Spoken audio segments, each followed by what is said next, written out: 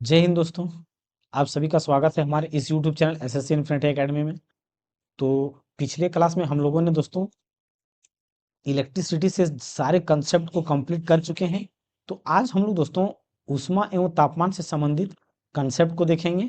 और इसके साथ साथ दोस्तों हम लोग सारे जिस प्रकार से सीरीज को अगर देखा जाए दोस्तों, तो हम लोग सारा सीरीज को कंप्लीट करते जा रहे हैं। जैसे कि पहला यूनिट हमारा क्या था, मात्रक एवं मापन, इसको कंप्लीट कर चुके हैं। इसमें दोस्तों मात्रक एवं मापन में एक अब टेक्नीशियन में दोस्तों सार्थक अंक से यानी कि सार्थक नंबर से या सार्थक अंक या सार्थक नंबर से यहाँ पे दोस्तों क्वेश्चन पूछा गया था। सार्थक संख्या, सार्थक संख्या से, जिसे हम सिग्निफिकेंट फिगर कहते हैं, इससे क्वेश्चन पूछा गया था। तो इसके बारे में दोस्तों हम लोग देख लेंगे लास्ट में। तो चाल एवं वेग यानी कि स्पीड एंड वेलोसिटी कंप्लीट हो चुका है। वर्क एनर्जी पावर यानी कि कार्य ऊर्जा एवं शक्ति कंप्लीट हो चुका है। मास वेट डेंसिटी दोस्तों कंप्लीट हो चुका है। बेसिक इलेक्ट्रिसिटी पिछले क्लास में हम लोगों ने कंप्लीट कर लिया है। आज दोस्तों हम लोग का जो टॉपिक चलेगा वो क्या चलेगा, हीट एंड टेम्परेचर का चलेगा। तो ये दोस्तों 2 से 3 क्लास ये चलने वाला है, 2 से 3 ये क्लास चलेगा। और इंजीनियरिंग ड्राइंग की बात करें दोस्तों, तो ये 5 से 7 क्लास चलेगा दोस्तों, 5 से 7 क्लास। और ऑक्यूपेशनल सेफ्टी की बात करें तो ये 2 से 3 क्लास चलेगा। पर्यावरण की बात करें दोस्तों तो ये 6 से 7 क्लास चलेगा, 5 से 6 यानी कि हाँ 6 से 7 क्लास चलेगा। आईटी लिटरेसी की बात करें तो ये भी 4 से 5 क्लास दोस्तों चल सकता है। तो टोटल दिन दोस्तों, टोटल कंप्लीट होने में कितना समय लग जाएगा, तो देखिए दोस्तों ये 5 7 5 12 और 3 यानी कि 7 3 10 और 7 3 10 10 20 20 और 5 25 और 3 28 यानी कि दोस्तों 31 महीने में। और जितने भी टॉपिक बचा हुआ है सारे कंसेप्ट दोस्तों हम लोग का बेसिक साइंस इंजीनियरिंग का कंप्लीट हो जाएगा, बेसिक साइंस इंजीनियरिंग का कंप्लीट हो जाएगा। तो इसी, अगर दोस्तों हमारे इस चैनल में आप पहली बार आए हैं तो आप हमारे प्ले लिस्ट में जाके विजिट कर सकते हैं। देख सकते हैं कि हमने रेलवे का प्रीवियस ईयर का क्वेश्चन सारा बता रखा है।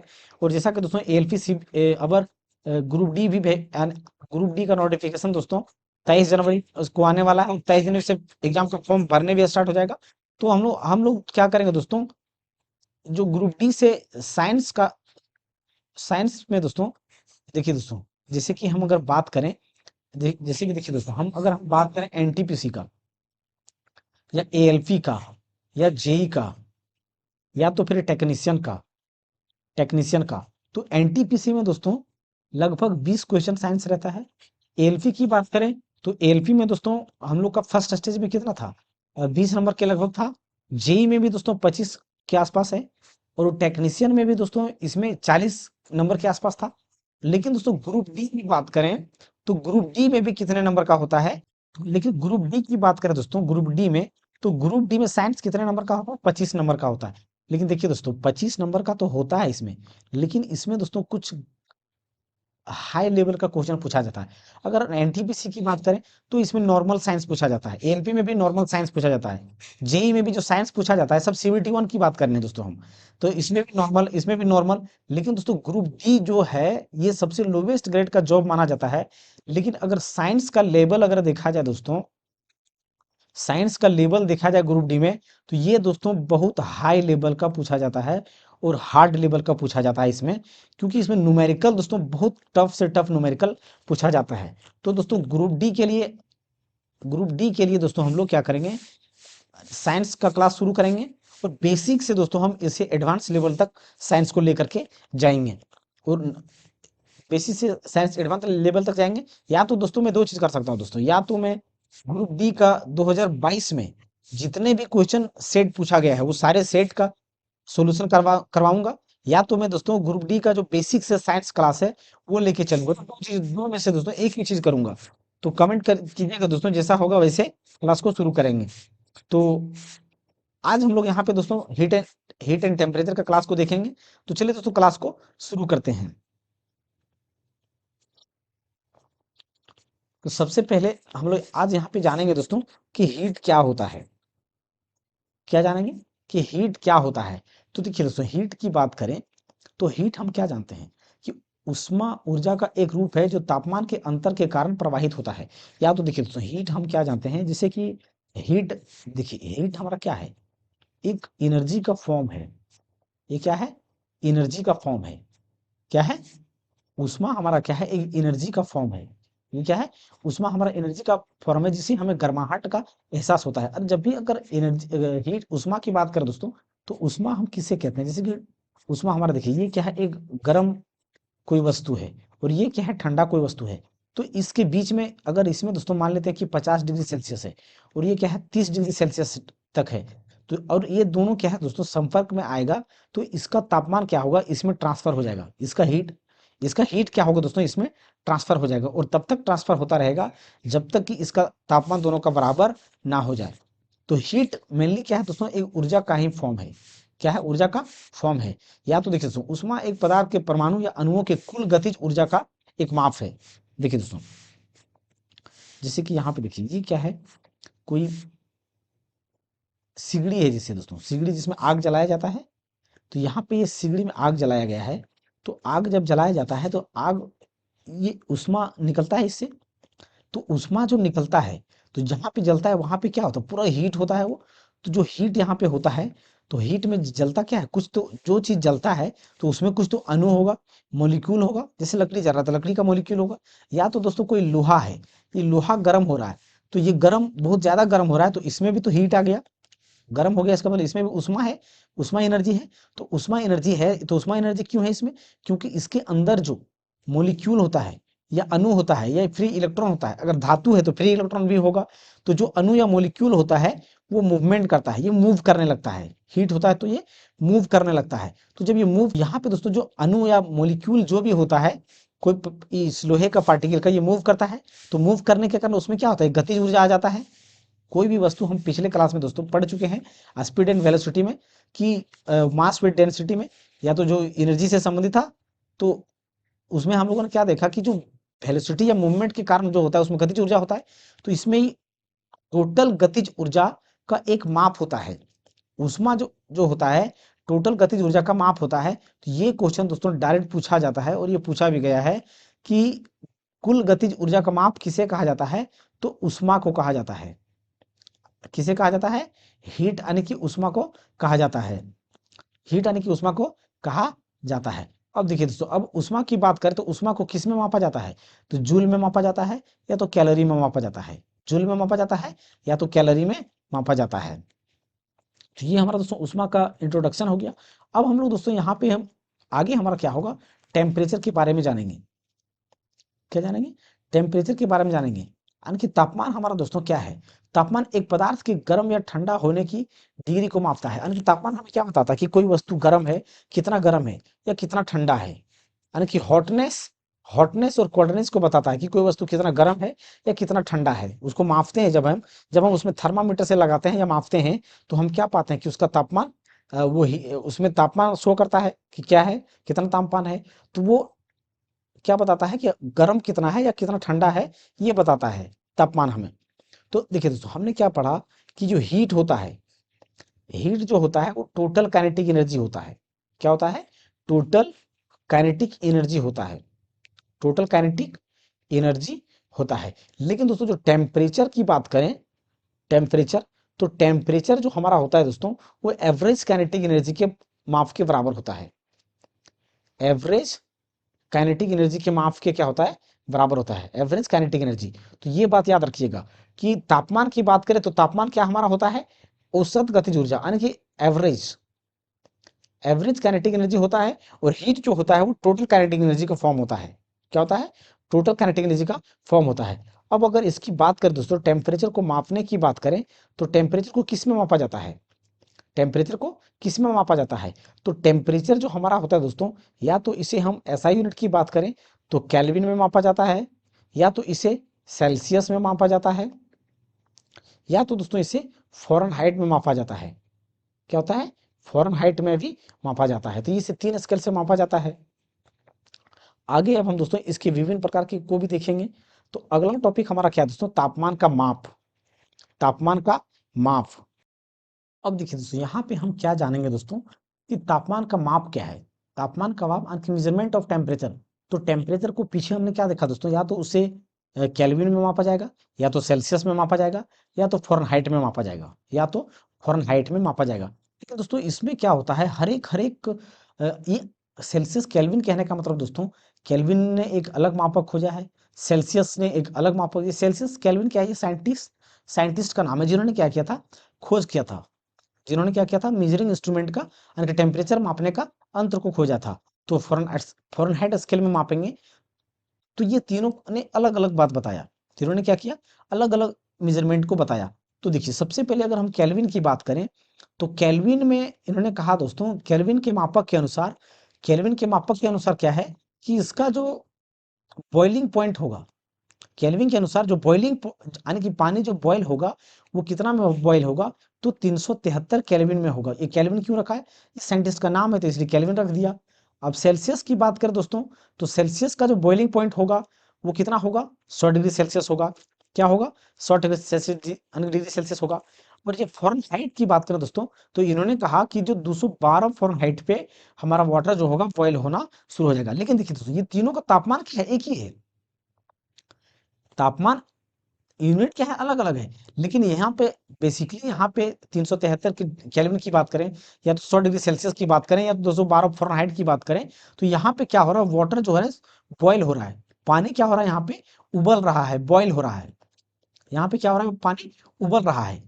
लेकिन अगर यही बात दोस्तों करें कि ये पानी जमेगा कितने डिग्री सेल्सियस पे, अगर केल्विन की बात करें तो यहाँ से 273 केल्विन में पानी क्या होगा, फ्रीजिंग हो जाएगा, जमना शुरू हो जाएगा।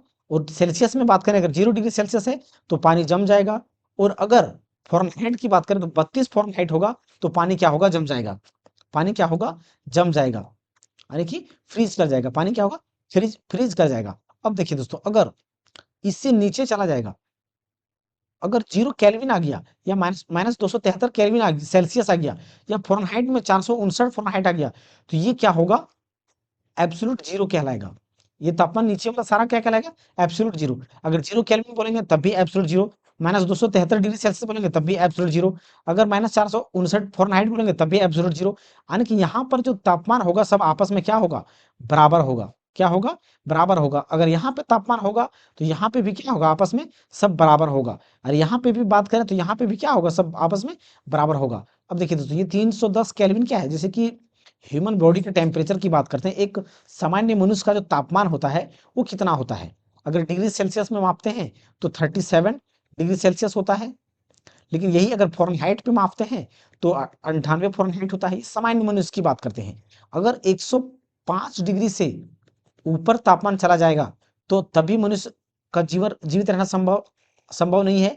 और अगर 95 डिग्री से नीचे चला जाएगा तब भी मनुष्य का जीना संभव नहीं है। ये फ़ारेनहाइट की बात किया हमने दोस्तों। तो ये तापमान क्या होता है, आपस में बराबर होता है। अगर सेल्सियस में बोलेंगे तो सेल्सियस में बोलेंगे तो कितना होगा, 0 डिग्री सेल्सियस, और फ़ारेनहाइट में बोलेंगे तो 32 फ़ारेनहाइट, और केल्विन में बोलेंगे तो 273 केल्विन। ये सारा स्केल क्या है, आपस में बराबर है। अब देखिए दोस्तों एक हमारा इसमें क्या आता है, फॉर्मूला आता है। क्या आता है, फॉर्मूला आता है। तो उस फॉर्मूले के बारे में दोस्तों हम लोग जानेंगे। देखिए दोस्तों यहाँ पे अब हमने क्या देखा दोस्तों, यहाँ पे कि जो केल्विन का है, जो अब यहाँ पे देखिए दोस्तों, यहाँ पे हम लिख सकते हैं अब कि केल्विन, सबसे पहले क्या लिखेंगे, केल्विन लिखेंगे, स्पेस लेके लिखते हैं दोस्तों। यहाँ पे पहले हमने क्या लिखा, केल्विन, केल्विन लिख दिया।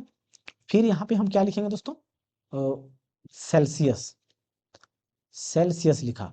फिर यहाँ पे हमने क्या लिखा दोस्तों, फ़ारेनहाइट को लिखा, फ़ारेनहाइट, फ़ारेनहाइट को लिखा। अब देखिए दोस्तों यहाँ पे अब यहाँ पे हम क्या लिखेंगे, दो चीज़ हम लिखेंगे। यहाँ पे एक निम्न तापमान, जैसे कि लोवेस्ट टेम्परेचर कितना होगा, एक लोवेस्ट टेम्परेचर होगा। तो केल्विन का लोवेस्ट टेम्परेचर कितना है, केल्विन की बात करें तो लोवेस्ट टेम्परेचर 273 केल्विन। ये क्या होगा दोस्तों, यानी कि जहाँ पे पानी जम सकता है, फ्रीजिंग पॉइंट, क्या होगा, फ्रीजिंग पॉइंट। तो 273 केल्विन में क्या होगा, इसका फ्रीजिंग पॉइंट, यानी कि फ्रीज करेगा, कोई भी वस्तु जम जाएगा। फ्रीज करने का क्या मतलब दोस्तों, फ्रीजिंग मतलब क्या होगा, जम जाएगा, कोई भी वस्तु क्या होगा, जम जाएगा 273 केल्विन में। अगर यही सेल्सियस की बात करेंगे तो क्या होगा, 0 डिग्री सेल्सियस की, 0 डिग्री सेल्सियस होगा।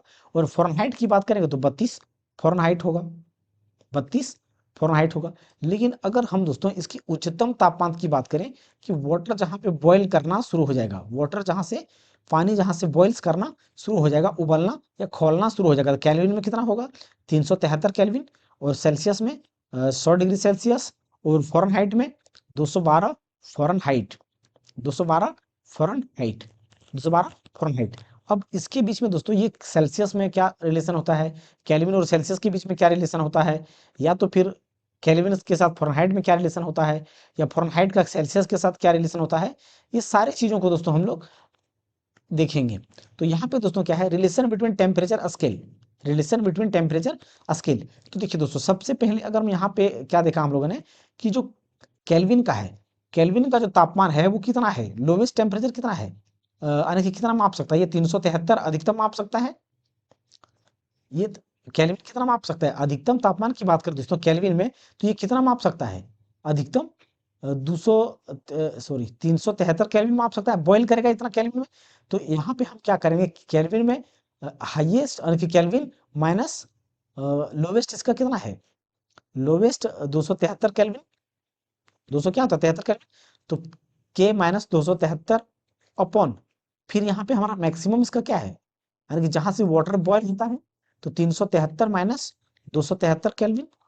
अब आगे की बात करें दोस्तों, अब हम सेल्सियस की बात करें,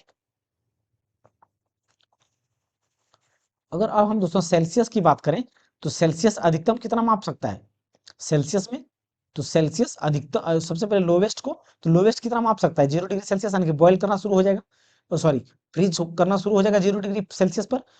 अब यहाँ पे हम मैक्सिमम इसका कितना है 100 degree Celsius, minus maximum minus न्यूनतम, यानी कि दोस्तों maximum temperature, boiling temperature minus freezing temperature, यानी कि जहां से पानी उबलना शुरू करेगा, जहां से पानी जमना शुरू करेगा, यहाँ पे पानी क्या करेगा, पानी यहाँ पे उबलेगा, और यहाँ पे पानी क्या करेगा, जमेगा, पानी क्या करेगा, जमेगा। तो यहाँ पे हाईएस्ट टेम्परेचर और लोवेस्ट टेम्परेचर, टेम्परेचर तो इसका 100 डिग्री सेल्सियस पर पानी क्या होता है, खोलता है, उबलता है, तो इसका 0 डिग्री सेल्सियस पे क्या होगा, 0 डिग्री सेल्सियस पे जमेगा, फ्रीज करेगा।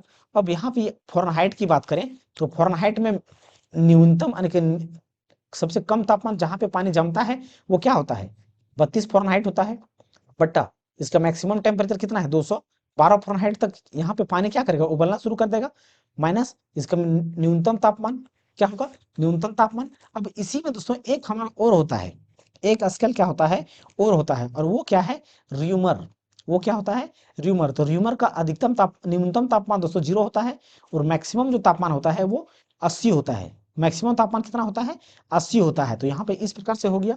अब देखिए दोस्तों, यहाँ पे हम क्या कर सकते हैं, सबसे पहले दोस्तों इन दोनों को घटाते हैं, तो के माइनस, इसमें के माइनस 273 ही रहेगा, अगर 373 में 273 जाएगा तो कितना बच जाएगा 100, और अगर ये सेल्सियस में 0 का कोई वैल्यू नहीं, तो 0 को हटा देते हैं हम, और ये 0 जगह फिर से यहाँ पे क्या बच जाएगा 100, और ये एफ माइनस क्या हो गया 32, ये एफ माइनस कितना हो गया दोस्तों 32 हो गया। अब अगर इसमें से 212 में से 32 को घटाएंगे तो कितना बचेगा, 2 से 2 जाएगा 0, यानी कि 8 3 11, 8 1 यानी कि 180 अपॉन आर अपॉन 8, 80, ये क्या हो गया 80। अब यहाँ से देखा जाए दोस्तों, तो जो हमारा फॉर्मूला होता है कैसे निकलेगा, फॉर्मूला कैसे निकलेगा यहाँ से, तो देखिए दोस्तों यहाँ पे हम क्या देख रहे हैं कि एक जीरो सबसे कट रहा है, एक एक जीरो क्या हो रहा है सबसे कट रहा है, तो एक एक जीरो हम सबसे काट देंगे। अब देखिए नीचे वाला क्या किसी और से कट रहा है क्या, नीचे बिल्कुल 2 से कट जाएगा, तो ये क्या होगा 2 पचे 10, 2 पचे 10, 2 9 18, 2 चौके 8, 2 चौके 8,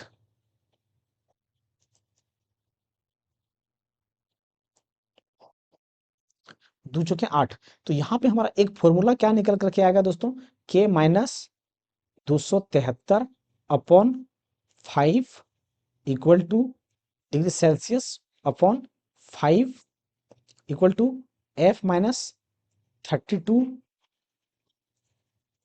F minus 32 upon 9 equal to R, R upon 4, R upon 4। तो ये हमारा दोस्तों तापमान का टेम्परेचर का क्या हुआ, एक फॉर्मूला निकल करके आ गया, जिससे हम रिलेशन यानी कि टेम्परेचर के बीच में रिलेशन निकल करके आ गया।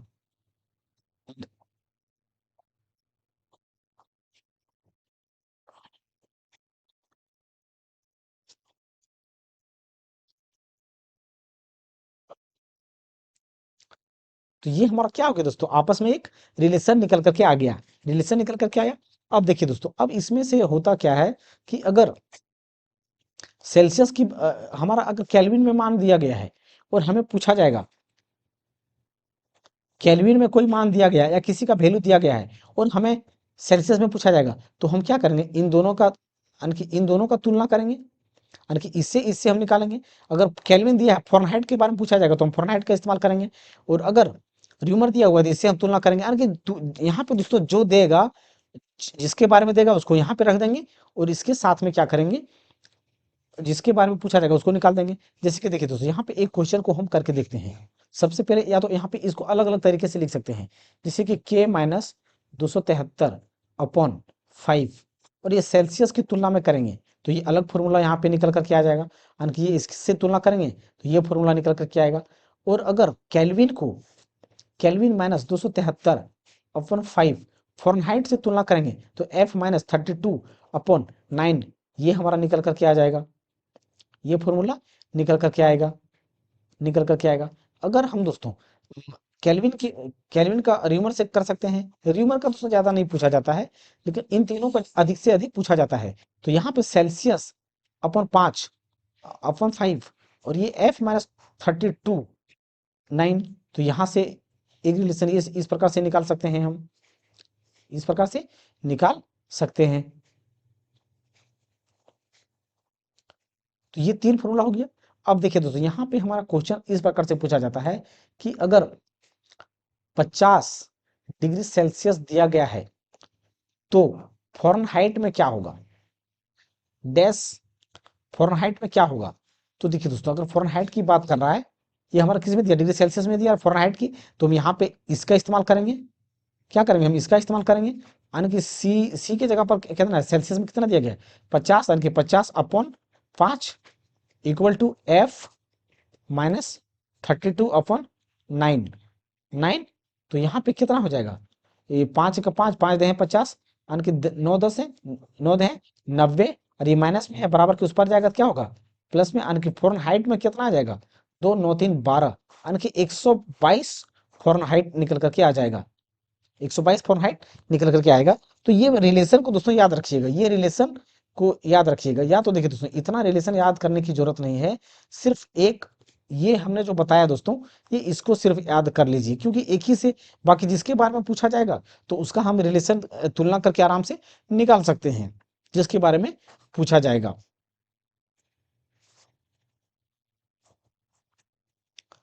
आगे हम दोस्तों देखते हैं, आगे हम देखते हैं और क्या है। अब देखिए दोस्तों, तापमान की माप से बात करें तो विभिन्न अलग अलग इंस्ट्रूमेंट से दोस्तों अलग अलग मापा जाता है।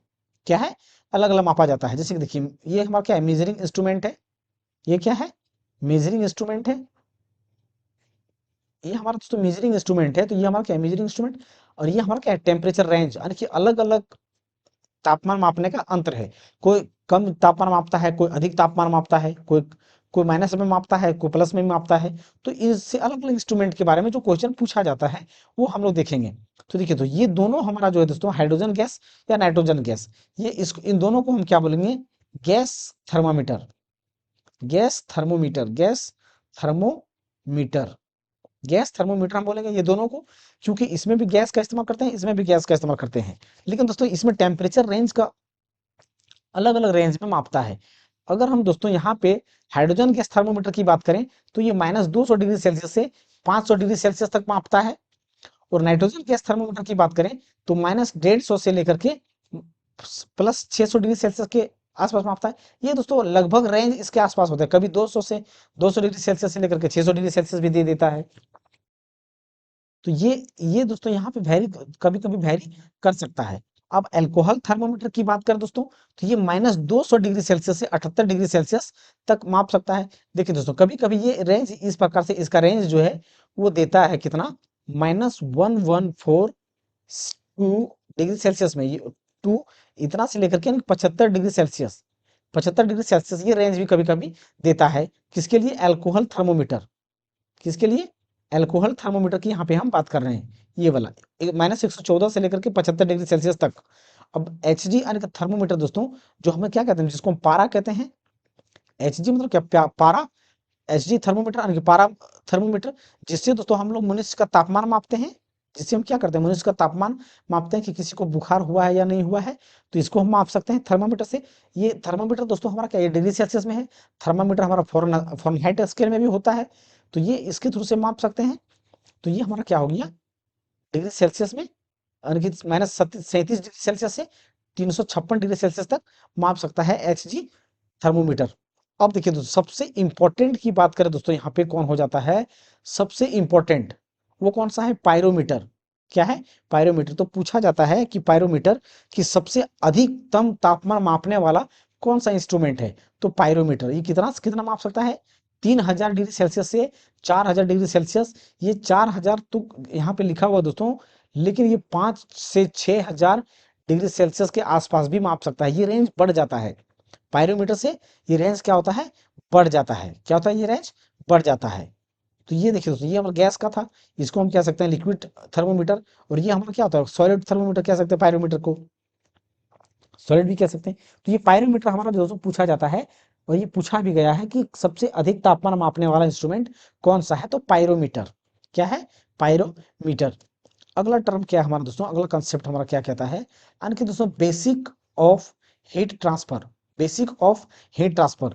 तो हीट हमारा दोस्तों ट्रांसफर कैसे होता है, हीट कैसे ट्रांसफर होता है, यानी कि ऊष्मा का संचरण कैसे होता है, ऊष्मा का संचरण कैसे होता है। तो देखिए दोस्तों, ऊष्मा का संचरण की बात करें दोस्तों, तो ऊष्मा का संचरण क्या है, हमने स्टार्टिंग में कहा बताया दोस्तों, कि जब भी दो वस्तुओं के बीच में तापमान का अंतर होगा, टेम्परेचर का डिफरेंस होगा, तो उसमें हीट ट्रांसफर होना शुरू हो जाएगा। जैसे कि हमने कहा दोस्तों कि इसका टेम्परेचर मान लेते हैं कि कितना है, 100 डिग्री सेल्सियस है, और इसका टेम्परेचर जो है 40 डिग्री सेल्सियस है, और ये दोनों एक दूसरे के कांटेक्ट में है, तो इसका हीट क्या होगा दोस्तों, इससे इसमें ट्रांसफर होना शुरू हो जाएगा। क्या होगा, इससे हीट ट्रांसफर होना शुरू हो जाएगा। तो ये हीट ट्रांसफर क्यों हो रहा है, क्योंकि इसमें टेम्परेचर डिफरेंस है। इसमें क्या है, टेम्परेचर का डिफरेंस है, तापमान में क्या है, अंतर है। तापमान में क्या है, अंतर है। जैसे कि 100 डिग्री सेल्सियस 60 डिग्री सेल्सियस, कितना डिग्री सेल्सियस का अंतर है, 60 डिग्री सेल्सियस का अंतर है। तो तापमान का जब भी अंतर होगा, डिफरेंस होगा, तो उसमें क्या होगा, हीट ट्रांसफर होना शुरू हो जाएगा। एक पदार्थ से दूसरे पदार्थ में हीट ट्रांसफर होना शुरू हो जाएगा, चाहे वो सॉलिड हो या लिक्विड हो या गैस हो, हीट क्या होगा, ट्रांसफर होना शुरू हो जाएगा। तो यहाँ पे हम क्या देखेंगे, हीट ट्रांसफर। तो हीट ट्रांसफर कितने प्रकार का होता है दोस्तों, तो हीट ट्रांसफर जो होता है दोस्तों मेनली 3 प्रकार का, मेनली नहीं दोस्तों 3 ही प्रकार का होता है। पहला क्या होता है, एक कंडक्शन होता है, दूसरा क्या होता है, कन्वेक्शन होता है, तीसरा क्या होता है, रेडिएशन होता है। तीसरा क्या होता है, रेडिएशन होता है। तो हर एक के बारे में दोस्तों एक एक करके जानेंगे, एक एक करके हम जानेंगे। और कंडक्शन को दोस्तों हम लोग थोड़ा थोड़ा ज्यादा डीप में देखेंगे, कंडक्शन को थोड़ा ज्यादा क्या करेंगे, डीप में देखेंगे, क्योंकि दोस्तों कंडक्शन से न्यूमेरिकल भर के पूछा गया, भर भर के न्यूमेरिकल पूछा गया है LPCVT 2 में। जब मैं न्यूमेरिकल कराऊंगा दोस्तों, तो यहाँ पे कंडक्शन से दोस्तों एक फूरियर्स लॉ आता है। क्या आता है, फूरियर्स लॉ आता है। तो फूरियर्स लॉ को दोस्तों हम लोग अगले क्लास में देखेंगे। उसमें दोस्तों उसमें इसको फूरियर्स लॉ दोस्तों कहने का है, लेकिन ज्यादा हार्ड नहीं है। एक बार मैं बता दूंगा, उससे दोस्तों न्यूमेरिकल आप आसानी से बना सकते हैं, उसे आसानी से आप बना सकते हैं। तो अगले क्लास में हम क्या करेंगे, फूरियर्स लॉ के बारे में जानेंगे। तो ये वो किस में आता है, कंडक्शन में ही आता है। क्या आता है, किस में आता है, कंडक्शन में आता है। तो चलिए दोस्तों हम लोग कंडक्शन के बारे में जानते हैं कि कंडक्शन क्या होता है। कंडक्शन क्या होता है, कंडक्शन क्या है दोस्तों, ये तीनों का तीनों क्या है, हीट ट्रांसफर करने का एक जरिया है, तरीका है, जिसके थ्रू से हीट ट्रांसफर होता है। तो पहला तरीका क्या है दोस्तों, कंडक्शन। पहला तरीका क्या है, कंडक्शन। तो कंडक्शन से हमारा जो हीट ट्रांसफर, हीट देखिए दोस्तों, कंडक्शन से हीट ट्रांसफर हो रहा है, तो कैसे होता है, तो इसे हम कैसे जानेंगे, इसे हम कैसे जानेंगे। तो देखिए दोस्तों, हम यहाँ पे क्या किए हैं, जैसे कि यहाँ पे दोस्तों एक हमारा क्या है, मान लेते हैं कोई रॉड है, ये क्या है, कोई रॉड है या छड़ है, लोहा है। और यहाँ पे दोस्तों लोहा के घर आप गए होंगे दोस्तों, तो आप देखे होंगे कि हीट को यहाँ पे किया जाता है, तो धीरे धीरे ये हीट क्या होता है, यानी कि लोहा को अगर दोस्तों आप जनरली या नॉर्मली घर में भी आप ट्राई कर सकते हैं, अगर यहाँ पे हीट हम सप्लाई करेंगे, तो यहाँ पे हीट करेंगे, तो यहाँ पे तापमान देखिए, ये तापमान का स्केल देखिए, यहाँ सबसे ऊपर है, यानी कि यहाँ तापमान अधिक है, फिर यहाँ पे तापमान थोड़ा कम है, इसमें तापमान और कम है, इसमें तापमान और कम है, और यहाँ पे तापमान एकदम कम है। तो हीट ट्रांसफर हमेशा किधर हो रहा है, हायर से लोअर तक, यानी कि हाई टेम्परेचर से लो टेम्परेचर तक हीट ट्रांसफर होता है। तो जब एक तरफ हम वस्तु को गर्म करते हैं, तो दूसरा तरफ वस्तु क्या होता है, गर्म हो जाता है। तो हीट ट्रांसफर करने का क्या है, तरीका है, यानी कि टेम्परेचर डिफरेंस के कारण ऐसा होता है। अगर यहाँ पे हीट करेंगे तो ये इधर भी हीट हो जाएगा। क्यों होता है? जैसे कि दोस्तों खाना आप बनाते हैं घर में, जैसे कि पानी गर्म करने के लिए आपने एक बर्तन चढ़ाया, उसमें से दोस्तों जब बर्तन आपने चढ़ाया तो पानी को जैसे गर्म होगा ये, तो ये हम किसको गर्म कर रहे हैं? इस नीचे वाले पोर्शन को हम गर्म कर रहे हैं। लेकिन धीरे धीरे ये गर्म पूरा जब हो जाता है तो ये इसका हीट धीरे धीरे इसके हैंडल तक ट्रांसफर होना शुरू हो जाता है। इसके हैंडल तक ट्रांसफर होना शुरू हो जाता है। जब हम हैंडल को छूते हैं, टच करते हैं, पकड़ते हैं, तो हमें गर्माहट की महसूस होता है और तुरंत हम हाथ वहां से हटा लेते हैं। तो ये क्या होता है? ये ऐसा क्यों हो रहा है? क्योंकि ये हीट ट्रांसफर हो रहा है। तो ये यानी कि इसमें दोस्तों हीट जो ट्रांसफर हो रहा है वो फिजिकल कांटेक्ट के थ्रू से हो रहा है।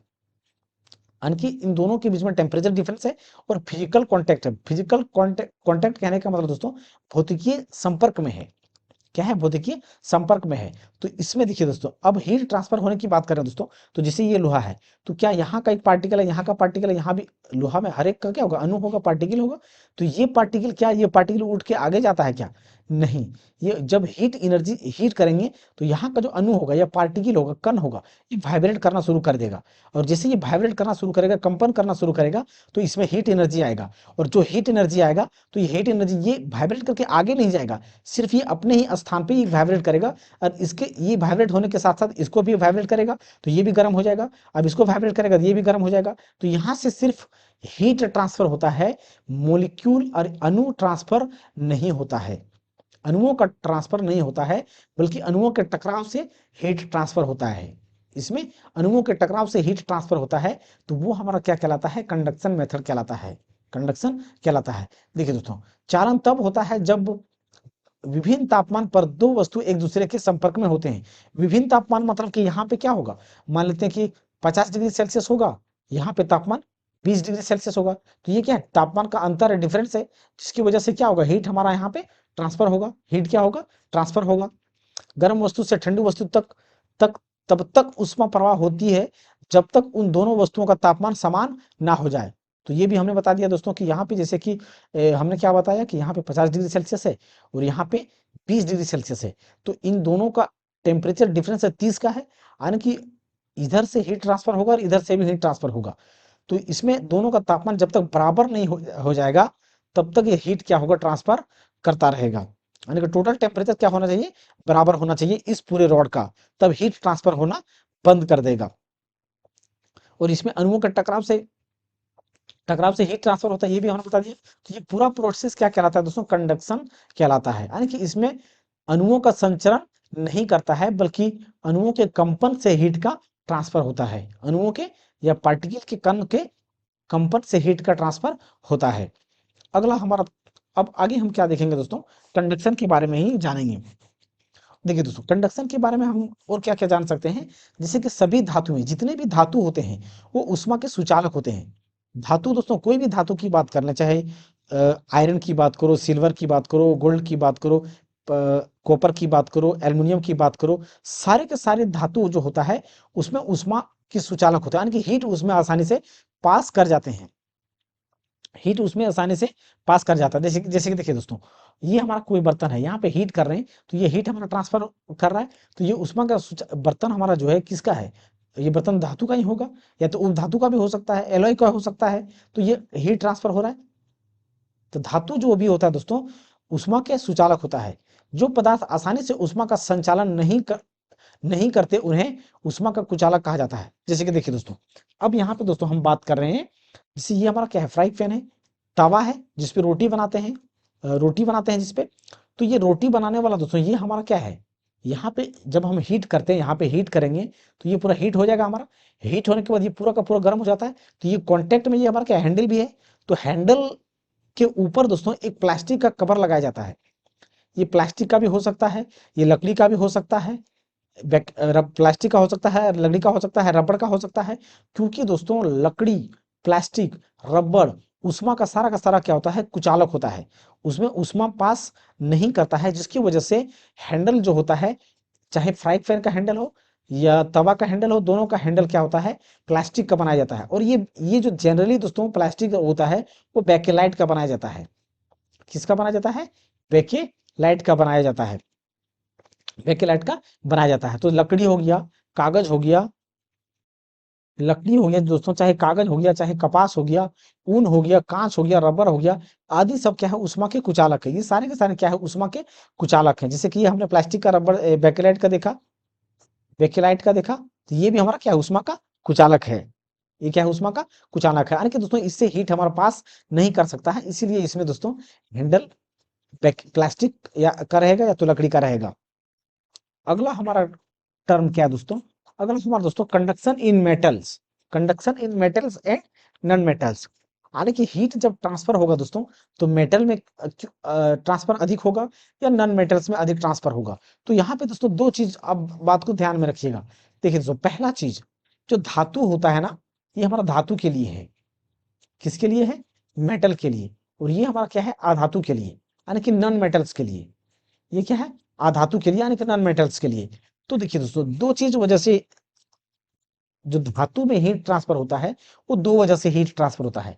पहला वजह क्या होता है दोस्तों, कि जब हम हीट करेंगे यहाँ से वस्तु को हीट करेंगे, तो यहाँ पे दो धातुओं में दोस्तों दो चीज होता है।